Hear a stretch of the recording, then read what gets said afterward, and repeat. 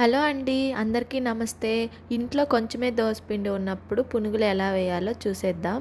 నేను ఒక 3 ఉల్లిపాయలు, ఒక పచ్చిమిరపకాయ తీసుకున్నాను. వాటిని శుభ్రంగా వాష్ చేసుకొని సన్నని ముక్కల్లాగా కట్ చేసుకున్నాను. అలాగే పచ్చిమిరపకాయను కూడా కట్ చేసుకున్నాను. నేను కొంచెం దోసపిండిని తీసుకున్నాను. అందులో కట్ చేసుకున్న ఉల్లిపాయలు, పచ్చిమిరపకాయలు అలానే కొంచెం కొత్తిమీర కూడా వేసుకున్నాను. అందులో తగినంత ఉప్పు వేసేసుకున్నాను. అందులో జీలకర్ర, పచ్చెనగపప్పు అలానే సోడా ఉప్పు కూడా కొంచెం వేసుకున్నాను. మీకు నచ్చితే వేసుకోండి సోడా ఉప్పు, లేదంటే లేదు. ఆ పిండిలో ఈ ముక్కలన్నీ పట్టే వరకు మంచిగా కలిపేసేసుకొని తర్వాత స్టవ్ ఆన్ చేసి ప్యాన్ పెట్టుకొని ఆయిల్ వేసుకొని ఆయిల్ హీట్ ఎక్కాక మనం చిన్న చిన్న బోండాల్లాగా వేసేసుకోవటమే.